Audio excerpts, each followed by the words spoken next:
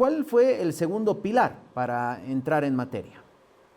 Un segundo punto tiene que ver con la ley del presupuesto. Hoy vamos a incluir en la ley del presupuesto un artículo que nos permita la revisión del presupuesto hasta febrero del 2026 bajo una regla de reducción de gasto fiscal.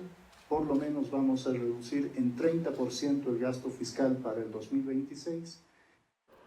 Bien, este es el segundo punto. Van a pedirle a la Asamblea que les devuelva el presupuesto que envió el anterior gobierno para que se pueda modificar hasta, porque hay plazos, ¿no? Entonces ahí el tema burocrático y legal es que hay plazos.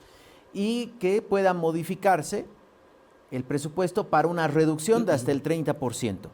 Es fuerte hablar de una reducción del 30% del gasto fiscal, no del déficit. El déficit es 10%, según el presupuesto. Pero bueno, según el presupuesto también la inflación de este año iba a ser 7,5 y ya estamos bordeando el 20%. O sea que es un saludo a la bandera al presupuesto del anterior gobierno. Ni ellos cumplían su presupuesto.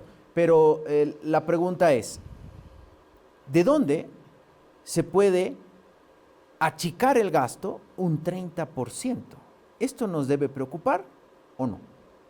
Bueno, yo lo que veo ahí que es importante primero señalar, este segundo anuncio, que en realidad yo no le llamaría medida, porque es una solicitud que se va a hacer a la Asamblea para que les puedan prorrogar el periodo de elaboración y aprobación del presupuesto hasta el mes de febrero del próximo año. En realidad, yo lo que creo en principio que aquí hay una cuestión de desconocimiento de la ley, porque, o sea, el gobierno actual no necesita pedir esta ampliación de plazo, porque tú tienes la ley 2042 de gestión presupuestaria, que lo que les permite a las entidades públicas y por supuesto al nivel central es de poder realizar procesos de reformulación presupuestaria, porque obviamente cuando uno establece el presupuesto, los techos tanto al gasto como a los ingresos son solamente referenciales y en el tiempo esto puede variar. En ese sentido, el gobierno bien podría aprobar la ley de forma inmediata a pesar de que el anterior gobierno haya hecho el presupuesto. Porque aquí lo que hay que ver es el tema de oportunidad, ¿no? Yo creo que hoy más allá de comenzar a revisar números más o números menos, lo que el gobierno tiene que actuar es de forma inmediata, porque tiene que resolver hoy los grandes problemas que tiene el país, porque en realidad los problemas están centrados en la escasez de dólares, combustibles y escasez de algunos bienes de la canasta básica familiar. Y yo no veo que estas medidas que se hayan propuesto vayan a atacar de manera directa este problema. Pero, ni el presupuesto. Porque lo que hay que ver es que el presupuesto del próximo año, en realidad, evidentemente va a ser un espejo financiero de lo que va a pasar en la actividad económica, pero lo que básicamente ellos están planteando en esta idea es de hacer un recorte importante del 30%. Ahora, este 30% yo creo que hay que dimensionarlo en términos de recursos, porque estamos hablando de un ajuste fiscal que más o menos va a representar entre 4 a 5% del PIB, ¿no? Esto es un ajuste muy fuerte al gasto. Y bueno, seguramente va a estar superando los 50.000 millones de bolivianos, ¿no? Para poner un número general, porque quiero que en realidad el gobierno está demorando. O sea, reduciendo, perdón, pero a lo que quiero llegar es, reduciendo ministerios no vamos a ahorrar 50.000 millones de bolivianos. No, claro, o bueno, no. El 30%. Mira, el presupuesto del Ministerio de Justicia no debe ser ni siquiera $1 millón al año. En ese sentido, o sea, reduciendo ministerios, despidiendo funcionarios públicos supernumerarios, no le va a alcanzar al gobierno para alcanzar la meta que se está proponiendo. Yo creo que de alguna manera en realidad lo que se está haciendo es postergar la decisión de los ajustes, porque si los ajustes habría que hacerse por un tema de necesidad de gasto, de exceso de gasto, se deberían hacer ahora y no postergar esta decisión. Pero yo creo que detrás en realidad de esta propuesta de postergación de la fecha de presentación del presupuesto, hay en realidad un cálculo político. Claro, que tiene coincide que con ver, las subnacionales. Y de alguna manera se está en realidad está preponderándose el tema político al tema económico, como ya hemos venido viendo en el gobierno de Arce. Yo creo que esa no va a ser una buena solución o una buena señal para el país. Jorge, 30% de reducción del gasto fiscal. ¿De dónde se puede recortar semejante volumen en un año? De todas partes. Obviamente que eso yo creo que deben tener un trabajo, un esquema ya, ¿no? Que no lo, por temas de tiempo, yo creo que no lo presentan. Pero igual eso tiene que ser comunicado, digamos, yo creo, aunque sea en la administración pública. Yo había estimado que en realidad para entrar en un déficit de 2.5% necesitaba recortar un 35%. No está lejos, capaz que lo puedan hacer.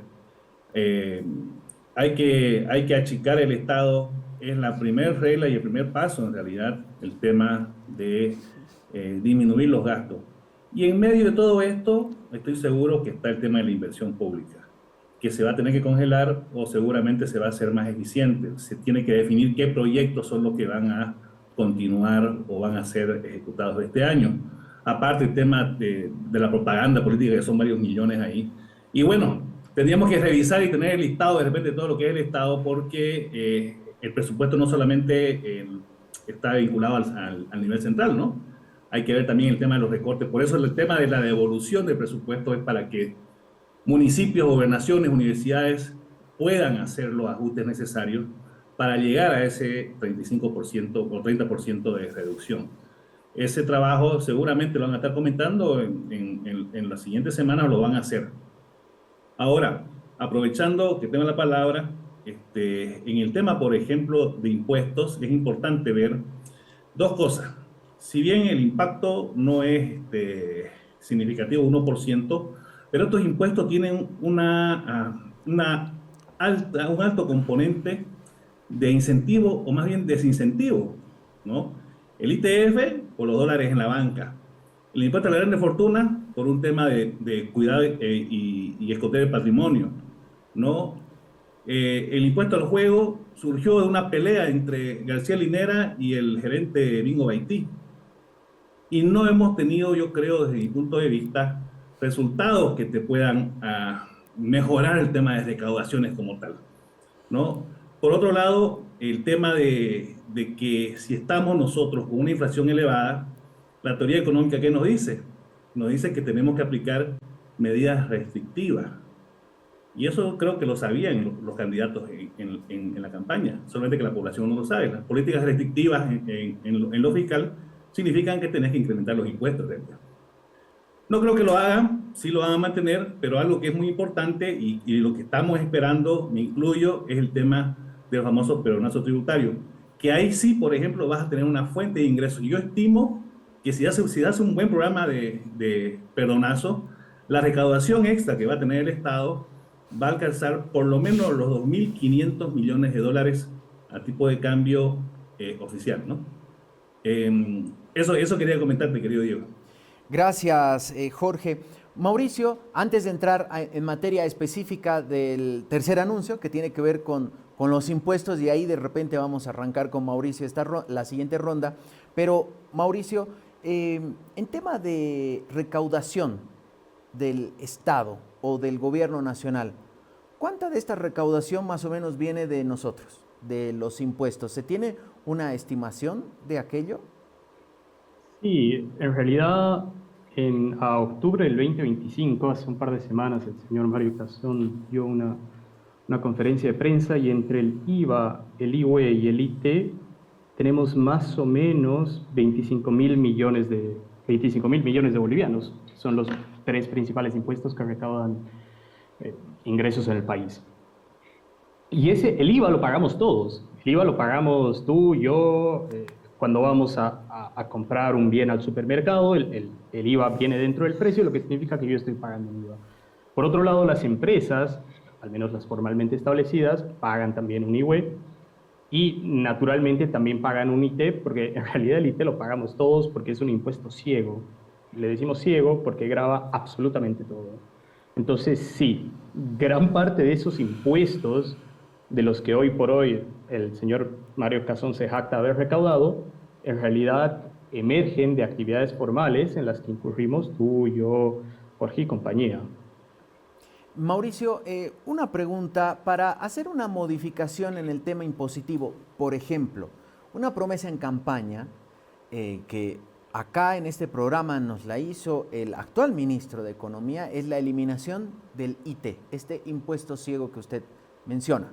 Es muy grave en el sentido de normativo, porque uno de los colegas al ministro después le preguntó qué pasó con el perdonazo tributario, que hacía referencia a Jorge, que decían que el primer día iba a entrar y dijo, no, pasa que estamos trabajando en el proyecto de ley. ¿Es muy complicado o por decreto se podría eliminar aquello, Mauricio? No, no, por un principio de reserva de ley o de legalidad, todos los impuestos deben ser ya sea creados o suprimidos por una ley aprobada por la Asamblea Legislativa. Lo que significa que en realidad, en estricto rigor, lo que anunció el señor José Gabriel Espinosa hoy es un deseo de suprimir estos impuestos, pero la supresión no va a ser efectiva en tanto la Asamblea no promulgue una ley que decida suprimir esos impuestos. En consecuencia, y esta lógica es igualmente aplicable al IT, para suprimir el IT, primero que nada se necesita una ley. Y segundo, necesitan necesariamente, valga la redundancia, evaluar el impacto de la supresión del IT. Yo soy partidario de que lo eliminen, pero hablar de un hueco de 5.000 millones de bolivianos hoy por hoy en la situación en la que estamos es algo delicado. Yo coincido en que debería hacerse, pero tampoco es una decisión que se debería tomar a la ligera.